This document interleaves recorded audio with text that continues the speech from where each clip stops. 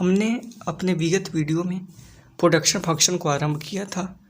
Production function के अंत में हमने स्टार्टर प्रोडक्शन फंक्शन या जिसे हम लॉ ऑफ वेरिएबल प्रोपोर्शन भी कहते हैं उसकी चर्चा की थी और एक तालिका बनाया था और उस तालिका में हमने टीपी, एपी और एमपी को मैक्सिमम और मिनिमम को दिखाया था। आज हमने फिर वही तालिका को बनाया है। इस तालिका के माध्यम से हम एक रेखाचित्र को ड्रा करने के प्रयास करेंगे और टीपी, एपी और एमपी के विभिन्न अवस्थाओं की भी चर्चा हम करेंगे और यह बतलाएंगे कि किस अवस्था में प्रोड्यूसर प्रोडक्शन को जारी रखता है। चलिए देखते हैं। इस रेखाचित्र में हम देख रहे हैं एक्स एक्सिस पर परिवर्तनशील साधन की इकाइयाँ और वाई एक्सिस पर टीपी और नीचे भी एक्स एक्सिस है जो परिवर्तनशील साधन की इकाइयाँ हैं और वाई एक्सिस पर एपी और एमपी है। चूँकि हम शॉर्ट टर्म प्रोडक्शन फंक्शन की बात कर रहे हैं तो शॉर्ट टर्म प्रोडक्शन फंक्शन में हम जानते हैं कि सभी साधनों को स्थिर माना जाता है केवल एक साधन को छोड़कर। चूँकि जो हमारे उत्पादन के साधन है वो चार होते हैं जो हमारे साधन, तो सभी साधनों को तो हम परिवर्तन नहीं कर सकते। केवल ऐसा मानते हैं हम कि केवल श्रम को परिवर्तन कर सकते हैं। तो जो परिवर्तन साधन की इकाइयाँ यहाँ पर हम लेबर भी लिख सकते हैं। कुल उत्पादन वक्र के प्रथम स्टेज के दो चरण हैं। पहला चरण OF तक और दूसरा चरण AF के तक है। प्रथम स्टेज में हम देख रहे हैं कुल उत्पादन बढ़ते हुए दर से बढ़ रहा है, लेकिन OF तक ही बढ़ते हुए दर से बढ़ रहा है। AF के बाद जो हमारा कुल उत्पादन है वो घटते हुए दर से बढ़ता है। प्रथम स्टेज की जो F बिंदु हैं, यह बिंदु हमारा पॉइंट ऑफ इन्फ्लेक्शन कहलाता है। यह मोड़ का बिंदु है। प्रथम स्टेज की जो हमारा F बिंदु है जब मोड़ का बिंदु होता है यानी पॉइंट ऑफ इन्फ्लेक्शन होता है तो हमारा MP यानी मार्जिनल प्रोडक्टिविटी मैक्सिमम होता है। यानी प्रथम चरण के अंत तक जो हमारा सीमांत उत्पादन है वह बढ़ते हुए दर से बढ़ता है, लेकिन जैसे ही प्रथम चरण का अंत होता है वैसे ही मार्जिनल प्रोडक्टिविटी घटते हुए दर से घटने लगती है, लेकिन धनात्मक रहती है। और प्रथम स्टेज के अंत में AP बराबर MP होता है। AP अब भी बढ़ रहा है और जैसे ही अब हम दूसरे स्टेज की बात करते हैं। दूसरे स्टेज जो हमारा K से T तक है यानी KT है, तब हमारा TP घटते हुए दर से बढ़ रहा है।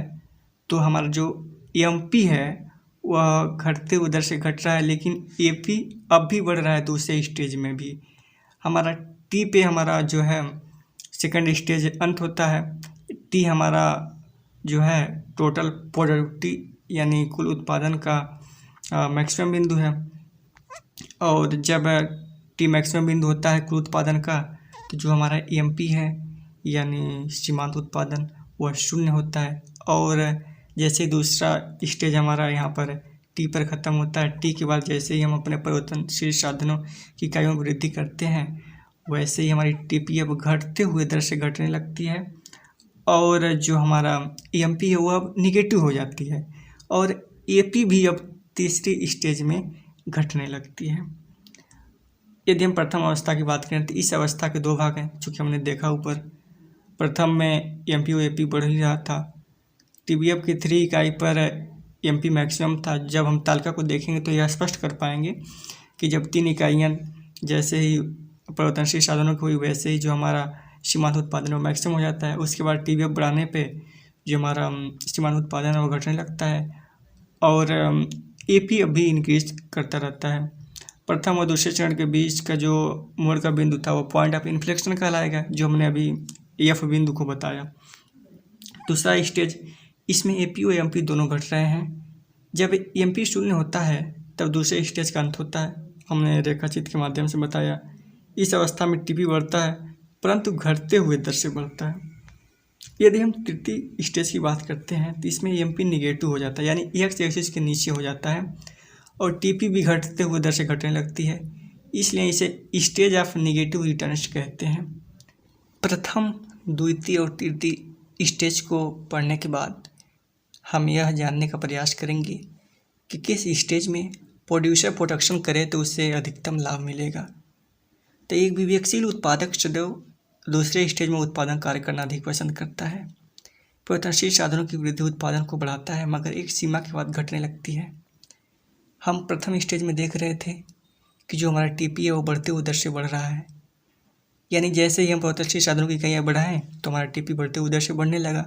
लेकिन परिवर्तनशील साधनों की इकाइयाँ उतनी नहीं बढ़ाएं कि वह स्थिर साधनों का अधिक से अधिक दोहन कर सके। स्थिर साधनों का अधिक से अधिक दोहन करने के लिए हम दूसरे स्टेज की बात करते हैं, क्योंकि दूसरे स्टेज में हम साधनों की अधिक इकाइयाँ बढ़ा चुके होते हैं और वह बढ़े हुए साधन स्थिर साधनों का अधिक से अधिक दोहन करते हैं, जिससे जो हमारा कुल उत्पादन है वह अधिक से अधिक बढ़ता है। और जैसे कुल उत्पादन अधिकतम होगा तो किसी भी प्रोड्यूसर को अधिकतम लाभ मिलेगी। इस प्रकार दूसरा जो स्टेज होगा उसके लिए लाभप्रद का स्टेज होगा। लेकिन ऐसा नहीं कहा जा सकता कि हमेशा हम साधनों की इकाइयों को बढ़ाते जाएं और हमें अधिक से अधिक लाभ मिलेगा। यदि एक सीमा के बाद हम साधन की इकाइयाँ बढ़ाते जाएं तो जो हमारा टीपी है वो घटते हुए दर से घटने लगेगा, चूँकि हम तीसरे स्टेज में ऐसा कह सकते हैं। अब हम परिवर्तनशील अनुपात के नियम की व्यवहारिकता को जानेंगे। परिवर्तनशील साधन की मात्रा की निरंतर वृद्धि एक बिंदु पर स्थिर साधन का पूर्ण विदोहन परफेक्ट और ऑप्टिमम यूटिलाइजेशन कर लेती है। क्लासिकल शास्त्री इसमें रिकार्डो एवं माल्थस प्रमुख हैं। माल्थस एवं रिकार्डो ने इस सिद्धांत को कृषि क्षेत्र पर लागू किया था। उनके अनुसार कृषि क्षेत्रों जैसे मछली व्यवसाय एक समय के बाद घटते प्रतिफल प्राप्त होते हैं। रिकार्डो के अनुसार भूमि की सीमित मात्रा तथा ह्रासमान उर्वर शक्ति के कारण कृषि क्षेत्र में घटते प्रतिफल प्राप्त होते हैं। क्लासिकल ने कृषि क्षेत्र बताकर घटते प्रतिफल के नियम को सीमित कर दिया है। चूँकि क्लासिकल जो थे, जिसमें माल्थस और रिकार्डो प्रमुख, उन्होंने ऐसा माना कि जो घटते हुए प्रतिफल का नियम है वो कृषि क्षेत्र पे लागू होता है। लेकिन ऐसा कहकर किसी एक क्षेत्र पे कह देना कृषि पर उसके नियम को सीमित कर देना है। लेकिन आधुनिक अर्थशास्त्रियों ने इसकी अवहेलना की और उन्होंने ऐसा कहा कि यह नियम यूनिवर्सल सिद्धांत को बतलाता है, यानी सार्वभौमिकता को दर्शाता है, जिनमें जॉन रॉबिन्स एक आधुनिक अर्थशास्त्री कहती हैं कि घटते प्रतिफल का कारण उत्पत्ति के साधनों का पूर्ण स्थानापन्न है, यानी जो साधन हैं उत्पत्ति के उनके कोई स्थानापन्न साधन नहीं है, इसलिए घटते हुए प्रतिफल की अवस्था आती है। जो एक विस्टीड महोदय हैं, विस्टीड कहते हैं कि घटते प्रतिफल का नियम उतना ही सार्वभौमिक है जितना जीवन का नियम, यानी as universal as the law of life and death. अब हम importance of law of variable proportion की बात करेंगे, यानी परिवर्तनशील अनुपात के नियम के महत्व को जानेंगे। पहला है माल्थस के जनसंख्या आधार का सिद्धांत, यानी basis of Malthusian population theory. Malthus का सिद्धांत है कि किसी भी देश में जो है जनसंख्या में वृद्धि जो है वह गुणोत्तर श्रेणी में होती है और उसके अपेक्षा जो खाद्यान्न में वृद्धि है वह समांतर श्रेणी में होता है। और 20 या 25 वर्षों में जनसंख्या दोगुनी हो जाती है, फिर अचानक से जनसंख्या घटने लगती है। तो इस प्रकार से खाद्यान्नों में जो कमी है वो घटते प्रतिफल के नियम का ही आधार है। अगला जो हमारा इम्पोर्टेंस है वो है रिकार्डो के लगान सिद्धांत का आधार। जब हम रिकार्डियन थ्योरी को पढ़ेंगे तो इसे विस्तृत रूप से जानेंगे, basis of Ricardian rent theory को। रिकार्डो की गहरी खेती और विस्तृत खेती दोनों में लगान उत्पन्न होने का कारण उत्पत्ति ह्रास नियम है। गहरी खेती में जब दिए गए भूखंड पर श्रम व पूंजी की अतिरिक्त इकाइयों का प्रयोग किया जाता है तो प्रत्येक इकाइयों की उत्पादकता घटती जाती है, क्योंकि उत्पत्ति ह्रास नियम लागू होता है। इस प्रकार यह लगान उत्पत्ति ह्रास नियम की क्रियाशीलता का ही परिणाम है। जो हमारा अगला इम्पोर्टेंस वो है सीमांत उत्पादकता का आधार। चूँकि इस सिद्धांत में उत्पत्ति के साधनों को उनकी सीमांत उत्पादकता के अनुसार पुरस्कार दिया जाता है। उत्पत्ति ह्रास नियम की क्रियाशीलता के कारण क्रियाशील साधन की सीमांत उत्पादकता घटती हुई होती है। इस प्रकार जो हमारा अगला इम्पोर्टेंस है वो है एक क्षेत्र के लोगों का जीवन स्तर प्रभावित होना।